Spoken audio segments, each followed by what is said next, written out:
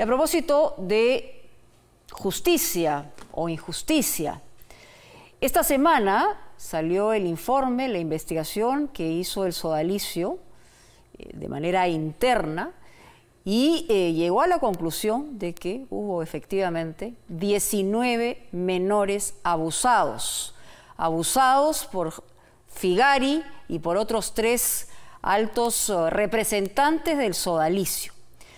Beto Villar estaba circunstancialmente en un lugar y vio muy de cerca a una persona de la cual se había hablado hacía muchísimo tiempo, pero no se había vuelto a hablar de ella, el señor Ricardo Treneman.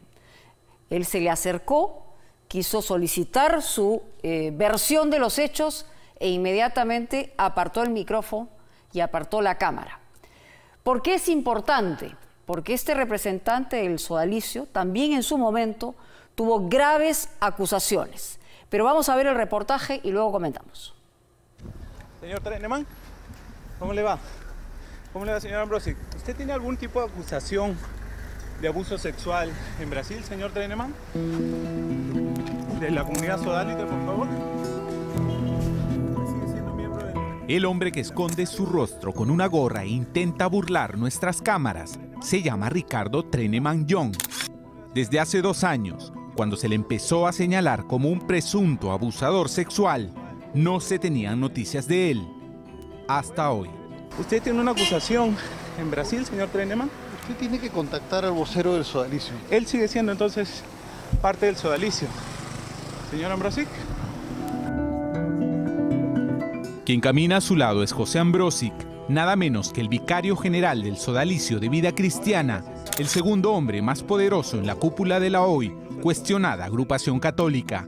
Nosotros no estamos dispuestos a nada que sea encubrimiento, no estamos dispuestos a nada que traicione de alguna manera nuestros principios. Eran mayores. Ambos lucen visiblemente nerviosos y en las 3 cuadras que caminamos a su lado, ninguno se atreve a hablar. No sabes cómo les molesta que tener encima los reflectores de las cámaras, los flashes de los fotógrafos, porque son fotofóbicos, ¿no? Como las ratas, más o menos. O sea, le tienen pánico a la luz. Ahora que ya se sabe todo este tipo de abusos que se han cometido, incluso el Sodalicio ha salido a aceptar esto, ¿no es mejor decir las cosas de frente? Por eso justamente le estoy diciendo, contacte usted al vocero Sodalicio y le va a poder dar todos los datos que usted necesita. ¿No le parece que es importante poder decir algo a partir de estos abusos, ahora que se sabe todos los problemas? Estoy diciendo que... No, por favor. Estamos haciendo una pregunta de una forma muy tranquila, muy sencilla, sin problemas. Finalmente, en esta hasta entonces tranquila mañana de miércoles, Treneman y Ambrosic suben a este carro y parten raudos.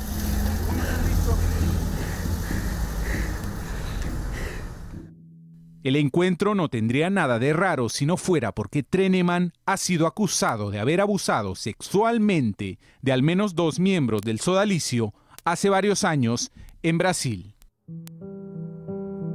Ambrosic y Treneman se reunieron en el Parque Baden-Powell de Miraflores apenas un día después que el Sodalicio hiciera público un informe en el que señalan a 4 sodalites y ex-sodalites como abusadores sexuales. Luis Fernando Figari, fundador de la agrupación, Germán Doig, mano derecha de Figari y fallecido en 2001, Jeffrey Daniels, a quien apodaban el apóstol de los niños y quien hoy vive libremente en Estados Unidos, y Virgilio Levalli, una importante figura en el Sodalicio y que ocupa un alto cargo en Ginebra para la Organización Internacional del Trabajo.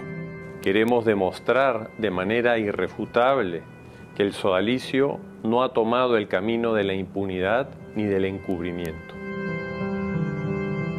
¿Es realmente genuino el interés del Sodalicio de no proteger a más miembros acusados de violadores y que han golpeado la imagen de la institución fundada hace 45 años? ¿Por qué entonces solo hubo silencio cuando preguntamos la razón del encuentro entre un alto mando del movimiento y un acusado de violación? El Sodalicio debería enseñarnos y decirnos, estos son los acusados. O sea, Ambrosic es el ejemplo vivo de que el sodalicio es una sociedad secreta donde el ocultismo y la impunidad y el encubrimiento son moneda corriente. La comunidad quiere un cambio y nosotros tenemos que dar ese cambio.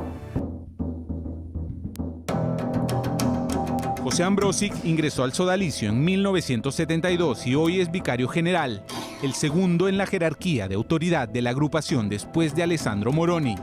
Desde el 2012, ambos han intentado limpiar la imagen del sodalicio, una sociedad apostólica empañada por acusaciones de abusos sexuales, físicos y psicológicos a miembros jóvenes y adultos.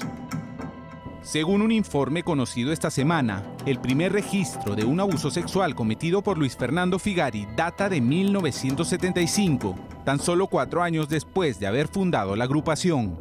De acuerdo con el documento, Figari abusó en total de un menor y 6 mayores de edad. Pero además, el informe concluye que 28 hombres y 3 mujeres fueron violados o manipulados sexualmente por otros 6 sodálites. Sin embargo, lo sorprendente es que pese a las evidencias y las más de 200 entrevistas que hicieron a presuntas víctimas durante un año, 4 agresores siguen todavía en el sodalicio, es decir, que los altos mandos han decidido no expulsarlos pese a la gravedad de sus delitos. ¿Por qué está conversando con una persona que tiene denuncias de abuso sexual a menores acá, en una zona? ¿Y por qué de repente él no está hablando con nosotros? Le repito, tiene usted que contactar al vocero del sodalicio. El sodalicio no ha hecho públicas las identidades de esos 4 agresores, pero según varias fuentes consultadas para este reportaje, uno de ellos sería Treneman. ¿De la comunidad sodálita, por favor? Él iba todas las noches a mi cama y junto con otros jóvenes ahí que tenían un mismo horario, lo que hacía era, nos leía cosas de religiosidad, de santos, y nos arropaba, ¿no? Nos acomodaba la frazada y se iba, ¿no? Él es un exsodálite víctima de Treneman y protegemos su identidad por seguridad. Ambos se conocieron cuando era un aspirante y se hicieron rápidamente amigos. Treneman lo trataba como un hijo y a él lo veían como un santo. Su denuncia, ojo, la conoce el sodalicio. Una vez yo estaba ya por dormir, pero estaba solo, no me acuerdo en qué circunstancias, estaba solo. Entonces él siempre venía y me leía, sabía de santos, y agarra y me empieza a hablar de los masajes. Entonces, ¿qué es importante? Y dije, mira, en verdad nunca me gustaron los masajes. La cosa que dije, ya, bueno, hazme masajes, pues, ¿no? Porque sí te ayuda a calmar, a desestresarte. Puse boca abajo, empezó a hacer masajes y una de esas me agarra el poto. Yo volteé y él se ríe y de ahí como que se despide y se va. Relatos similares fueron recogidos por el informe en el que el sodalicio hace un mea culpa público por el sórdido sistema de abusos cometidos por sus miembros. Pero en el caso de Treneman, las denuncias más graves habrían ocurrido a mediados de los 90, cuando él se encargaba de la comunidad sodálite en Petrópolis, Brasil. Sus víctimas habrían sido menores de edad. En un caso, entiendo yo, que termina en un tema de masturbación hacia la otra persona, y en el otro es un tema del perineo, del kundalini, de tocamientos, de cosas así, que la persona se termina retirando, digamos, ¿no? O sea, la víctima termina no aceptando, digamos, las insinuaciones de Treneman. Los casos llegaron a oídos de Luis Fernando Figari, quien, quizá por esta razón, finalmente no permitió que Treneman fuese ordenado sacerdote, aunque luego sería destacado a Sao Paulo. Entre el 2002 y 2003 se le ordenó volver al país y vivió silenciosamente hasta que fue enviado a trabajar a la comunidad sodálite de Ayaviri en Puno, alejado de toda luz. Sin embargo, en noviembre del 2015, Caretas publicó un informe en el que revivió las acusaciones en su contra y fue allí cuando Treneman literalmente desapareció hasta esta semana. Una vez que se denuncian internamente a a Ricardo Treneman. El sacerdote que recibe esa denuncia mantiene pues también todo de manera silenciosa y termina en que Treneman le pida disculpas.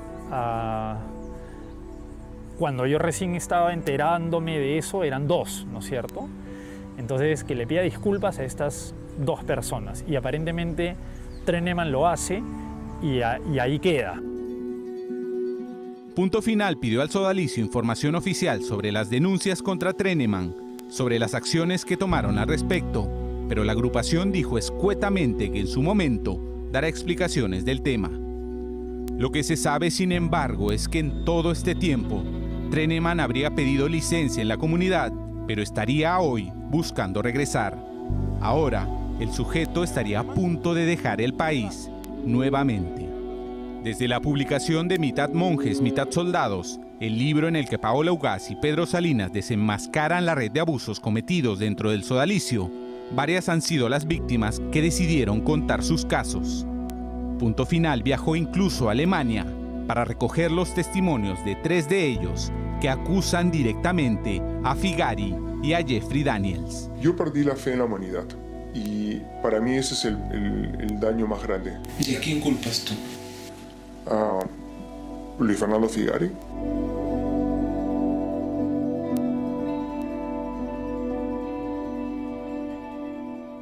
Figari, fundador de la agrupación religiosa, vive hoy un exilio dorado en Roma. La fiscal María del Pilar Peralta archivó una denuncia contra él y otros altos mandos del sodalicio por supuestamente no tener testimonios convincentes sobre las acusaciones. Irónicamente, el movimiento católico viene pagando ya $2,8 millones a decenas de víctimas de abusos. Dos acciones contradictorias en medio de un camino donde persiste el silencio, el miedo y una muy extraña protección. Nosotros no estamos dispuestos a nada que sea encubrimiento, no estamos dispuestos a nada que traicione de alguna manera nuestros principios. ¿No le parece que es importante poder decir algo a partir de estos abusos, ahora que se sabe todos los problemas? Estoy diciendo... No, por favor. Hacen todo esto porque están tratando de evitar que el Congreso forme una comisión investigadora, porque de ocurrir eso, ¡plum!, otra vez los flashes y los reflectores van a volver a aparecer. ¿Tiene algún tipo de acusación de abuso sexual en Brasil, señor Treneman? De la comunidad sodalite, por favor. Ya le contesté, pero le he contestado 3 veces.